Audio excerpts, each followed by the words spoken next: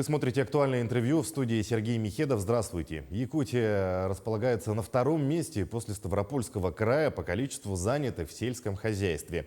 Такой результат достигнут благодаря государственной поддержке и крестьянских и фермерских хозяйств, селекционных заводов, предприятий сельхозпереработки. О некоторых итогах в социально-экономическом развитии республики в уходящем году. Гость студии Сергей Местников, заместитель председателя правительства Республики Саха-Якутия. Сергей Васильевич, здравствуйте. Здравствуйте. Вот благодаря каким программам удалось достичь такого результата в сельском хозяйстве республики за последние 5 лет? Ну, действительно, сельское хозяйство, агропромышленный комплекс для нашей республики имеет огромное значение. Это не только отрасль экономики, но и образ традиционной жизнедеятельности нашего народа. И раньше, и сейчас, и, я уверен, в будущем будет уделяться достаточно большое внимание на поддержку агропромышленного комплекса нашей республики. И за последние 5 лет, как вы отметили, существенный рост объемов поддержки осуществлено. Если мы 3 года назад финансировали сельское хозяйство в объеме около 10 миллиардов рублей, то уже по итогам текущего года объем государственной поддержки составит более 15 миллиардов рублей. И по этому показателю, по объему государственной поддержки этой отрасли мы в России занимаем лидирующую позицию.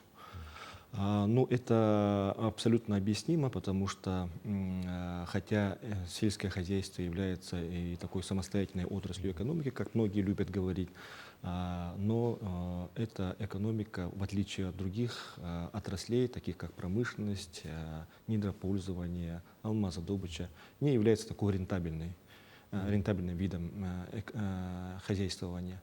И исходя из этого мы и поддерживаем из бюджета республики, из федерального бюджета просим и получаем субсидии, из нашего регионального бюджета привлекаем какие-то иные формы финансирования и поддерживаем эту отрасль.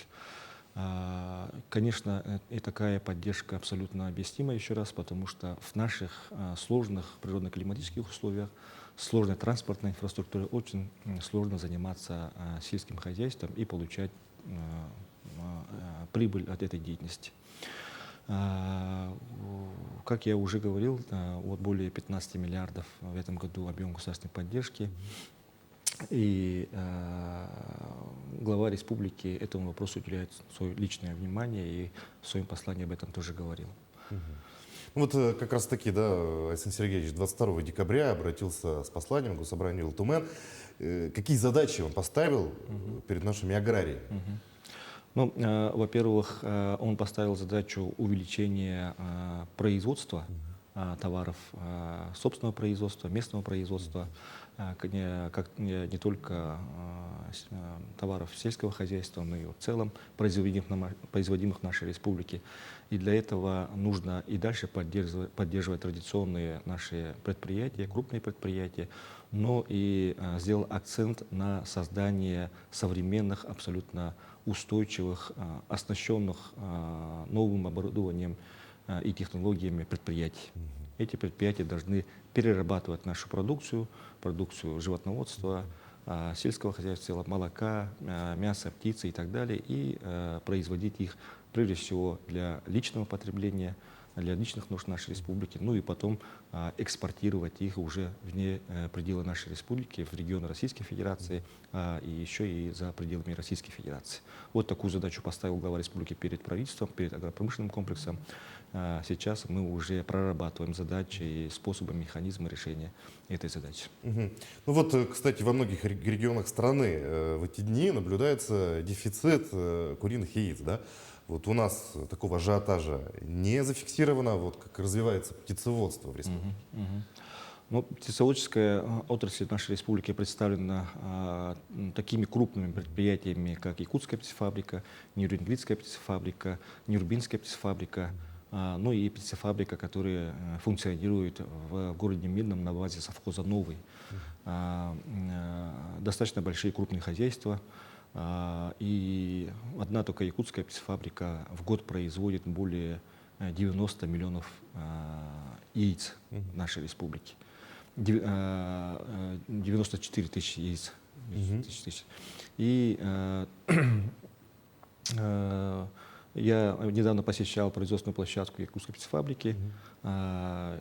Очень радует, что в этом заводе, фабрике уже начата модернизация оборудования, делается капитальный ремонт новых цехов, поставляется новое оборудование, и тем самым они ставят новые цели по увеличению своего производства яиц и также ставят цель на то, чтобы сделать упор на мясо птиц, на переработку мяса и продажи. Что касается роста цен, да, наша республика, наверное, из немногих регионов, значит, не допустила роста цен на яичную продукцию, на яйцо. Это объясняется, во-первых, тем, что наше предприятие, в том числе якутская птицефабрика прежде всего, имеет достаточно прочный запас по финансовой устойчивости. И несмотря на увеличение расходов на энергоносители, на сырье по комбикормам и так далее, они не допустили такого роста цен, что и было отмечено на федеральном уровне.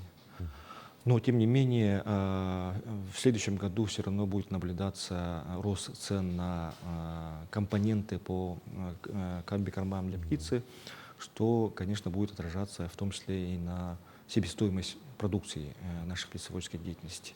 Конечно, здесь и Министерство сельского хозяйства, и сами птицефабрики должны будут принять превентивные меры по нивелированию, уменьшению данного риска.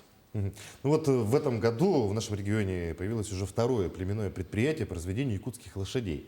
Вот как развиваются традиционные отрасли в нашем регионе. Ну, по количеству лошадей республика имеет лидирующую позицию. Первое место среди регионов Российской Федерации у нас по итогам текущего года, по предварительным итогам текущего года, более 183 тысяч голов лошадей содержится во всех формах хозяйствования, и в коллективных хозяйствах, и в частных хозяйствах, в фермерских хозяйствах. И ежегодно это количество растет. Растет, во-первых, благодаря в том числе и государственной поддержке. И конезаводы сегодня получают поддержку из государственного бюджета по разведению племенных лошадей. Кроме того, глава республики также увеличил субсидию на каждую кобылу. И со следующего года, значит, с текущего года сумма составляет 5000 рублей на каждую голову. Мы и дальше будем поддерживать эту отрасль. Для нас это также не только животноводство, но и традиционная форма хозяйствования жителей нашей республики. Вот наши театры в этом году посетили ряд регионов в рамках всероссийского проекта «Большие гастроли». Вот какова значимость таких проектов в духовной жизни? Ну, абсолютно очень хороший проект запущен на федеральном уровне. Вообще на федеральном уровне не только по национальному проекту «Культура», но и по многим национальным проектам мы ощущаем очень большие позитивные сдвиги, развитие во всех направлениях, в том числе и по нас проекту «Культура». Все новые проекты внедряются, в том числе и вот проект, который вы упомянули, «Большие гастроли». Она направлена прежде всего на объединение культурного пространства в единую сеть, направлена на то, чтобы театральное искусство регионов знакомилось друг с другом. Благодаря большим гастролям наши театры выезжают в другие регионы и, во-первых, показывают нашу культуру, наше искусство перед жителями других регионов, и, во-вторых, приобщаются к культуре, искусству того региона, где они побывали. Это здорово сближает, находят новые формы сотрудничества, новые формы, значит, искусства, и это сближает. Поэтому вот у нас выезжал и Русский драматический театр, и Саха-театр в регионы. К нам приезжали, мы очень с интересом смотрели постановки наших коллег из других регионов, и уверен, что такой проект и будет дальше развиваться. Ну, затронем тему спорта. В 2024 году, да, в Якутске пройдут 8-е международные спортивные игры «Дети Азии». Такое долгожданное событие. Какова готовность спортивных объектов к проведению игр? Как вообще идет подготовка в целом? Да. Но международные спортивные игры «Дети Азии», как вы знаете, были возвращены в нашу Якутию по поручению главы республики. правительство республики на уровне Министерства спорта Российской Федерации, правительство республики добилось принятия решения о проведении в 2024 году международных спортивных игр «Дети Азии». Это крупнейшее спортивное событие в нашей стране в следующем году, международное, в котором будут принимать участие множество стран. Готовность сегодня идет полным ходом. Во-первых, строятся спорткомплексы, 2 спорткомплекса строятся. Это в микрорайоне Хатас города Якутска, который уже завершается и должен быть завершен вот буквально на днях. И многофункциональный спортивный комплекс в микрорайоне Сайсары, который завершится во втором квартале следующего года. Сейчас уже ведутся внутренние работы на этом объекте. Мы недавно посещали в рамках мониторинга, контроля за ходом строительства. И уверенность того, что объект будет сдан в эксплуатацию, есть. Это, во-первых. Во-вторых, мы упор сделали, в отличие от предыдущих годов, когда мы проводили «Дети Азии», упор на модернизацию, то есть на капитальный ремонт существующих крупнейших спортивных объектов. И сегодня одновременно ведется капремонт 11 спортивных объектов города Якутска. И бассейн Чолбон, и Дохсун, и Триумф, и Лейботор. Все сейчас проходят капитальный ремонт. По поручению главы республики из бюджета республики выделена достаточно большая сумма, более миллиарда рублей мы направили на капремонт и на оснащение оборудованием, инвентарем этих наших спорткомплексов. И это будет уже совершенно иная картина к моменту проведения игр «Дети Азии».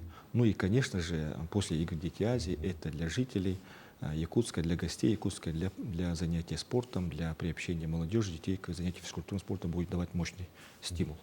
Ну, действительно, да, вся спортивная инфраструктура сохранится, и они смогут больше заниматься спортом, Да. посещать наши спортивные объекты, ну и, естественно, благодаря этому сохранять свое здоровье. Абсолютно верно. И укреплять в том числе. Сергей Васильевич, большое спасибо, что нашли время, пришли к нам, ответили на наши вопросы. Желаем дальнейшей успешной работы на благо нашей республики. Ну и поздравляем с наступающим Новым годом. Спасибо большое. Я напомню, вы смотрели актуальное интервью. Оставайтесь на нашем канале.